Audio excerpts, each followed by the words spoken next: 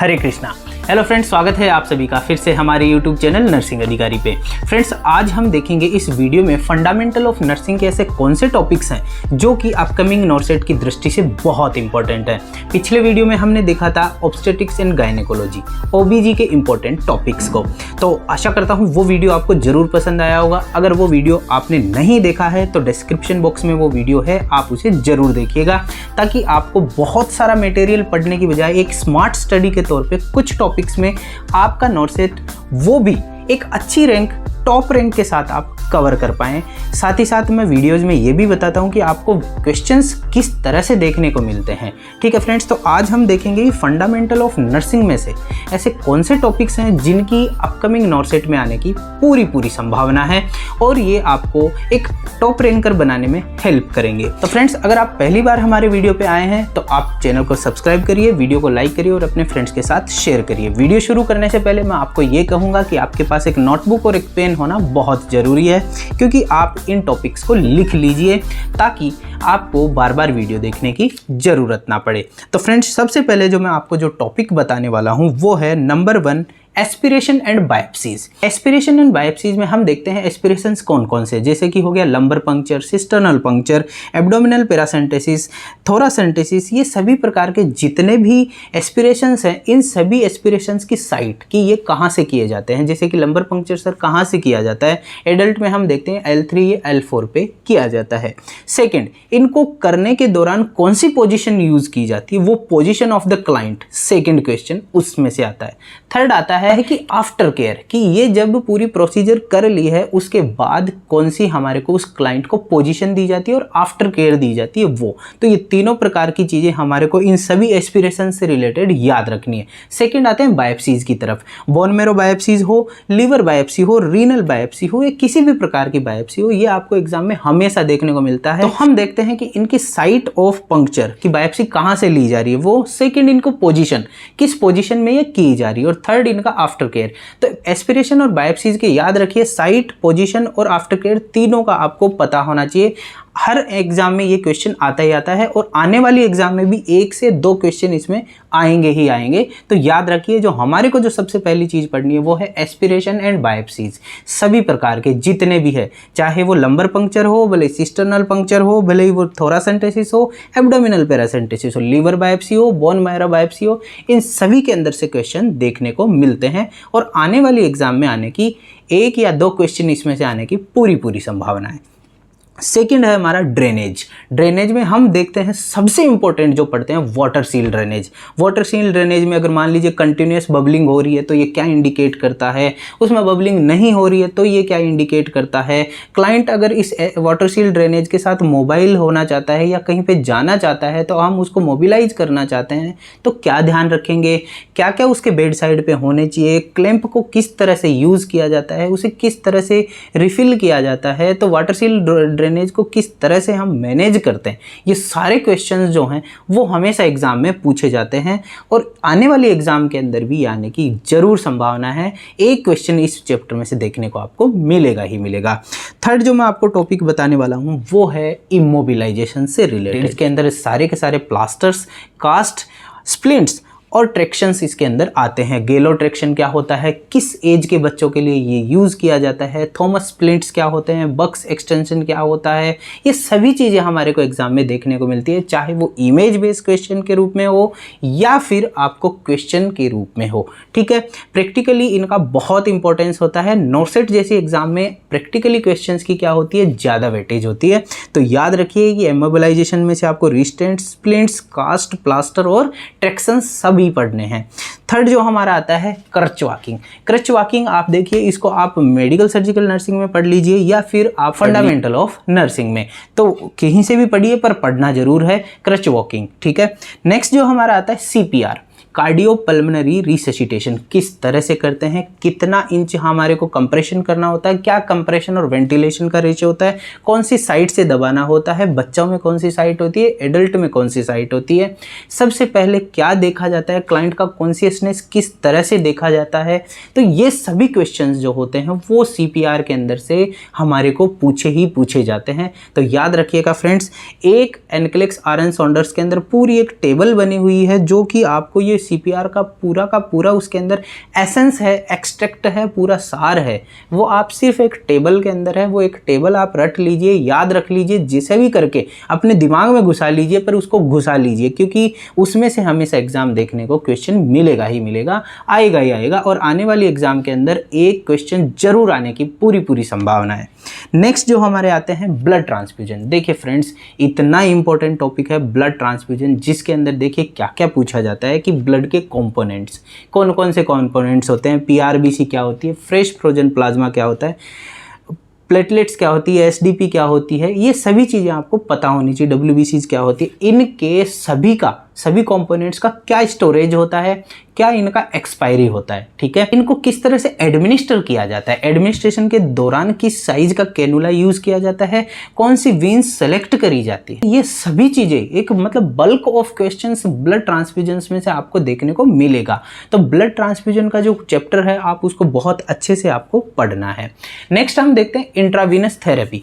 Intravenous therapy में से देखिए क्या पूछा जाता है, टाइप्स ऑफ सॉल्यूशंस, कौन से हाइपरटोनिक है, कौन से आइसोटोनिक है और कौन से हाइपोटोनिक है, टाइप्स ऑफ सॉल्यूशन उसके अंदर से देखने को मिलता है इंट्रावीनस थेरेपी में से। सेकंड इसमें से पूछा जाता है कैन्युलास, कि जो इंट्रावेस्कुलर डिवाइसेज जो यूज़ की जाती है, IV डिवाइसेज, इंट्रावीनस डिवाइसेज, उन सभी डिवाइसेज के अंदर देखिए क्या क्या आते हैं, कैनुला क्या होता है, पिक लाइन क्या होती है, सेंट्रल वेनस कैथेटर क्या होता है, एपिड्यूरल कैथेटर क्या होता है, इन सभी के बारे में आपको जानना बहुत ज़रूरी है। थर्ड आते हैं फिल्टर्स, कौन कौन से फिल्टर्स कब कब यूज़ किए जाते हैं वो, ठीक है, इमरजेंसी के अंदर कौन सा कैनुला यूज़ किया जाता है, न्यूनेट्स में कौन सा कैनुला यूज़ किया जाता है, लिपिड सॉल्यूशन के लिए कौन सा कैनुला यूज़ होता है, स्टैंडर्ड IV फ्लूइड के लिए कौन सा कैनुला यूज़ किया जाता है, ब्लड प्रोडक्ट्स के लिए कौन सा कैनुला यूज़ किया जाता है, ये सभी चीज़ें आपको पता होनी चाहिए। ये वीडियो में मैंने कवर भी किया है, एक छोटा सा वीडियो मात्र 2 मिनट का, उसके अंदर ये सारी चीज़ें कवर है, आप जरूर देखिएगा, डिस्क्रिप्शन बॉक्स में वो डाल रहा हूँ। ये हो गया हमारा IV थेरेपी से रिलेटेड क्वेश्चंस। नेक्स्ट जो इसमें पूछा जाता है फंडामेंटल ऑफ नर्सिंग में, वो है कैलकुलेशन से रिलेटेड क्वेश्चन। कैलकुलेशन में देखिए 3 तरह से कैलकुलेशन हमारे से पूछी जाती है। नंबर 1 पूछा जाता है डोज कैलकुलेशन, कि एक क्लाइंट है उसको 100 mg हमें देना है, हमारे पास जो अवेलेबिलिटी है टेबलेट की वो है 500 mg, हम कितना देंगे, उस टेबलेट का कितना पार्ट इस क्लाइंट को देंगे, नंबर 1। सेकेंड हमारे से पूछा जाता है कि ड्रॉप फैक्टर से रिलेटेड। ड्रिप फैक्टर के अंदर देखिए क्या होता है कि एक क्लाइंट को 500 ml के सॉल्यूशन में कोई भी ड्रग 500 mg है और हमें उस क्लाइंट को 300 mg देनी है, कितने समय में कितना उसको वो देना पड़ेगा सॉल्यूशन, ये हो गया ड्रिप फैक्टर से रिलेटेड। थर्ड जो हमारे को पूछा जाता है वो होता है फ़ारेनहाइट से सेंटीग्रेड के अंदर कन्वर्जन, कि एक क्लाइंट का टेम्परेचर 100.6 डिग्री फ़ारेनहाइट आया है, अब सेंटीग्रेड में ये कितना होता है, तो फ़ारेनहाइट से सेंटीग्रेड के अंदर कन्वर्जन, ये हो गया हमारा थर्ड कैलकुलेशन जो कि फंडामेंटल में पूछा जाता है। तो इन तीनों प्रकार के जो कैलकुलेशंस है इनसे रिलेटेड आपको फॉर्मूला याद होने बहुत ज़रूरी है। कभी कभी तो एग्जाम में ये फॉर्मूलाज भी पूछ लिए जाते हैं, या फिर इनसे रिलेटेड कोई भी प्रॉब्लम आपके सामने रखी जाती है जिसको सॉल्व करवा लिया जाता है। नेक्स्ट जो हमारा टॉपिक है जो कि फंडामेंटल में से पूछा जाता है वो है ट्यूबिंग्स। देखिए फ्रेंड्स, ट्यूबिंग्स के अंदर से भले वो राइस ट्यूब हो, भले सक्शन कैथेटर्स हो, एंडोट्रेकियल ट्यूब हो या फिर ट्रेकोस्टोमी ट्यूब हो, इन सभी से रिलेटेड इन सभी ट्यूब्स की लेवाज ट्यूब क्या होती है, सेलेमसम ट्यूब क्या होती है, लिवेक्यूटर ट्यूब क्या होती है, इन सभी ट्यूबिंग्स के बारे में आपको जानना बहुत ज़रूरी है। ये सभी ट्यूबिंग्स जो है वो आपको याद होनी चाहिए, और इनसे रिलेटेड क्या क्या सेंगस्टन ब्लैकमोर ट्यूब जो होती है वो हमेशा एग्जाम में पूछी जा चुकी है, बहुत बार पूछी गई है, और क्या क्या इसके इंडिकेशंस होते हैं वो भी एग्जाम में पूछे जा चुके हैं। सेंगस्टेकन ब्लैकमोर ट्यूब, ठीक है फ्रेंड्स, जो कि इसोफेजियल वेरिसेस के लिए यूज़ की जाती है, उस एग्जाम में उसका क्वेश्चन आया हुआ है, और इस बार भी इस ट्यूबिंग्स में से एक क्वेश्चन आने की पूरी संभावना है, ठीक है। तो ट्यूब्स और ट्यूबिंग्स आपको पूरा पढ़ना है। नेक्स्ट जो हम देखते हैं वो है लेबोरेटरी वैल्यूज़। लेबोरेटरी वैल्यूज़ आपको देखिए फ्रेंड्स पूरी पता होनी चाहिए कि PTINR की नॉर्मल वैल्यू क्या है, ठीक है, क्रिएटिनिन की नॉर्मल वैल्यूज़ क्या होती है, पोटेशियम का बॉडी के अंदर नॉर्मल वैल्यू क्या होता है। तो ये फ्रेंड्स ये सभी नॉर्मल वैल्यूज़ एग्जाम में देखिए किस तरह से पूछी जाती है कि एक क्लाइंट का पोटेशियम का लेवल 5.2 है, सबसे पहले प्रायोरिटी नर्सिंग एक्शन क्या होगा। तो आपके पास वहाँ पे 4 ऑप्शन होते हैं। अब देखिए वो 4 ऑप्शन में से भले कोई सा भी आंसर हो, पर इस क्वेश्चन को क्रैक करने से पहले आपके पास ये इन्फॉर्मेशन होना बहुत ज़रूरी होती है कि पोटेशियम का बेसिकली नॉर्मल लेवल होता क्या है। अगर वो नॉर्मल लेवल आपको पता है तो आप चारों ऑप्शन में से जो राइट आंसर है वो क्रैक कर सकते हैं, उसे चूज कर सकते हैं, चेक कर सकते हैं। इसलिए सबसे पहले जो आपको पढ़ना पड़ेगा वो है नॉर्मल लेबोरेटरी वैल्यूज़। आपको आज तक नॉर्मल लेबोरेटरी वैल्यूज़ अगर याद नहीं हुई है तो चैनल पे एक नॉर्मल लेबोरेटरी वैल्यूज़ से रिलेटेड एक वीडियो है जो कि आपको इतने ट्रिकी तरीके से आपको लेबोरेटरी वैल्यूज़ को समझाएगा कि पूरी ज़िंदगी में आप कभी नहीं भूल पाएंगे कि PTINR की वैल्यू क्या होती है और क्रेटिनिन की वैल्यू क्या होती है, AST की वैल्यूज़ क्या होती है, ALT की वैल्यूज़ क्या होती है। तो फ्रेंड्स आप उस वीडियो को देखिएगा, मैं उसको डिस्क्रिप्शन बॉक्स में डाल रहा हूँ, ठीक है। नेक्स्ट जो है वो है ABG analysis and acid base balance. देखिए फ्रेंड्स, ABG पढ़ना है, साथ ही साथ ABG के अंदर जो एबनॉर्मलिटीज़ होती है जिन्हें हम metabolic acidosis, metabolic alkalosis, respiratory acidosis और रेस्पिरेटरी एल्कलोसिस कहते हैं, उन चारों एबनॉर्मलिटीज़ को आपको ABG के साथ पढ़ना है। नेक्स्ट जो हमारे पास आते हैं वो आता है fluid and electrolyte imbalance. Fluid और इलेक्ट्रोलाइट इम्बैलेंस के अंदर आप जितना हो सके पढ़ना, परंतु एक जो इंपॉर्टेंट चीज़ है जिसे आपको मिस नहीं करना है वो है ECG changes in the electrolyte imbalances. किस इलेक्ट्रोलाइट इम्बैलेंस के अंदर क्या ECG चेंजेस हमारे को देखने को मिलते हैं वो, तो आपको ECG चेंजेस और फ्लूइड और इलेक्ट्रोलाइट इम्बैलेंस आपको पढ़ना ही पढ़ना है। नेक्स्ट जो आता है हमारे पास वो है ऑक्सीजन थेरेपी। देखिए फ्रेंड्स, किस तरह से ऑक्सीजन क्लाइंट को दी जाती है, क्या क्या मेथड्स होते हैं, वेंचुरी मास्क क्या होता है, सिंपल फेस मास्क क्या होता है, पार्शियल रीब्रीदिंग मास्क क्या होता है, नॉन रीब्रीदिंग मास्क क्या होता है, सबसे हाईएस्ट कंसंट्रेशन मास्क से किससे दी जाती है, इमरजेंसी में कौन सा मास्क यूज़ किया जाता है या कौन सा एडमिनिस्ट्रेशन का मेथड यूज़ किया जाता है, और COPD क्लाइंट के लिए कौन सा method of administration oxygen use किया जाता है। ये सभी क्वेश्चंस इस ऑक्सीजन थेरेपी में से पूछे जाते हैं, तो आपको ऑक्सीजन थेरेपी पढ़नी ही पढ़नी है। एक क्वेश्चन इसके अंदर से आएगा ही आएगा। नेक्स्ट जो है वो है स्टेजेस ऑफ डेथ।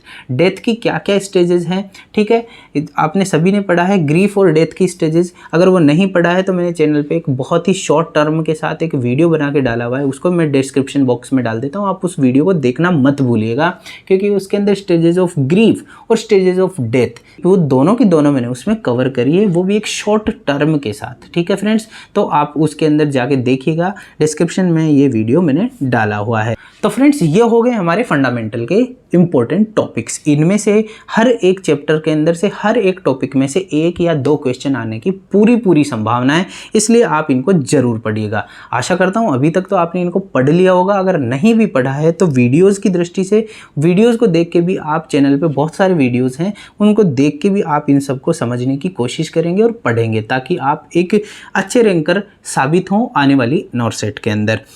तो आशा करता हूँ फ्रेंड्स ये वीडियो आपको ज़रूर पसंद आया होगा। अगर ये वीडियो आपको पसंद आया है तो अपने फ्रेंड्स के साथ इसको शेयर करिएगा, वीडियो को लाइक करिएगा, और चैनल को अभी तक अगर आपने सब्सक्राइब नहीं किया है तो आप चैनल को भी सब्सक्राइब करें। और आप हमारे वेरियस सोशल मीडिया चैनल्स हैं, आप वहाँ पर भी आप हमारे से कनेक्ट हो सकते हैं। फेसबुक में नर्सिंग अधिकारी पेज है, आप उसे फॉलो करिए। इंस्टाग्राम पे नर्सिंग अधिकारी पेज आप उसे भी फॉलो कर सकते हैं। साथ ही साथ टेलीग्राम पे नर्सिंग अधिकारी चैनल है, आप उसे भी ज्वाइन करें, जहाँ पे मैं बहुत सारे नोट्स, PDF, शॉर्ट्स और वीडियोज़ की नोटिफिकेशन, साथ ही साथ वैकेंसीज की इन्फॉर्मेशन वहाँ पे मैं डालता रहता हूँ। तो फ्रेंड्स मिलते हैं अगले वीडियो में, तब तक के लिए धन्यवाद।